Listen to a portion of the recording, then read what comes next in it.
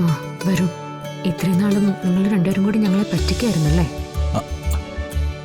Fida madam എന്താ അങ്ങനെ പറഞ്ഞത്? രാധികയുടെയും വരുണിന്റെയും കാര്യമാണ് ഞാൻ ചോദിച്ചത്. വരുൺ മ്യൂസിക് സ്കൂളിൽ വന്നിട്ട് രാധികയെ തിരഞ്ഞതും ബഹളം വെച്ചതൊക്കെ ഈ ഉദ്ദേശത്തോടെ ആയിരുന്നു. മാഡം, അതെ, എല്ലാം തുറന്നു പറയണമെന്ന് എനിക്ക് ആഗ്രഹമുണ്ടായിരുന്നു. പക്ഷേ സത്യം പറഞ്ഞ നിങ്ങളെ പോലുള്ളവരെ കൊണ്ട് പെൺകുട്ടികൾക്ക് നാട്ടിൽ ജീവിക്കാൻ പറ്റാത്ത അവസ്ഥയായി.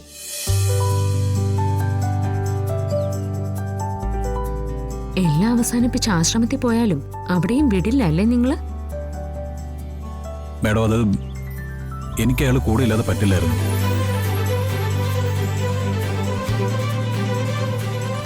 ഞാൻ ജീവിതത്തിൽ ഒരു പെൺകുട്ടിയെ മാത്രം സ്നേഹിച്ചിട്ടുള്ളൂ, അത് രാധികയെ. ഇനി നമ്മൾ തമ്മിൽ കാണുമ്പോൾ എൻ്റെ ജീവിതത്തിൽ നടന്നൊക്കെ ഞാൻ പറയാം മാഡം. അന്ന് എൻ്റെ കൂടെ മാഡം മോളെ പോലെ കരുതുന്ന രാധിക ഉണ്ടാവും.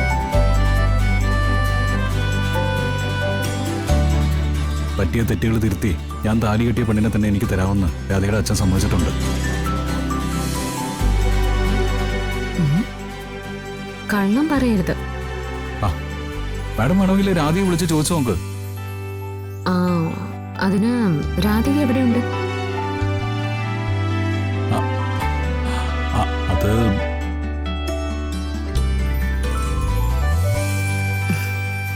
രാധിക എന്റെ അടുത്തുണ്ട്. ഈ സംസാരിക്കുന്നൊക്കെ അവൾ കേൾക്കുന്നുണ്ട്. മാഡം, ഒരുപാട് കാര്യങ്ങൾ കേട്ടതുകൊണ്ട് എന്റെ മോള് ഇനി കരയാൻ കാരണമാകരുതെന്ന പ്രാർത്ഥനയുണ്ട്. ഇനി അങ്ങോട്ട് അമ്മയുടെ സ്ഥാനത്ത് ഞാനുണ്ട്, നിങ്ങൾ രണ്ടുപേരെയും ഒന്നിച്ചു ചേർക്കാൻ. Madam madam thank you so much. ഞാൻ എന്താ പറയണ്ടേ? അനുഗ്രഹം കിട്ടുമ്പോ അതിങ്ങനെ കോരിച്ചൊരിയെന്ന് പറയില്ലേ, അതുപോലെയാണ് ഇപ്പൊ എന്റെ അവസ്ഥ.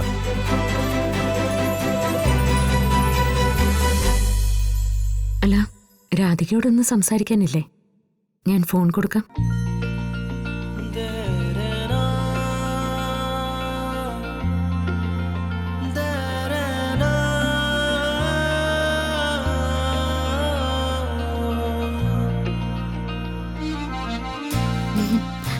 ഹലോ. എടോ ഭാര്യ, താൻ കാര്യങ്ങളൊക്കെ ക്ലിയർ ആക്കിയല്ലോ.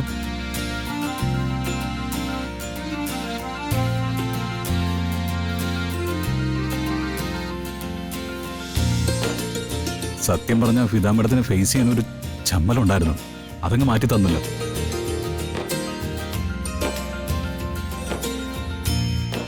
ആ അതിനിപ്പോ സമ്മാനമായിട്ട് ഞാൻ എന്താ തരണ്ടേ? ഞാനിപ്പോ തനിക്ക് എന്താ തരണ്ടേ? ഒരു കാര്യം ചെയ്യാം,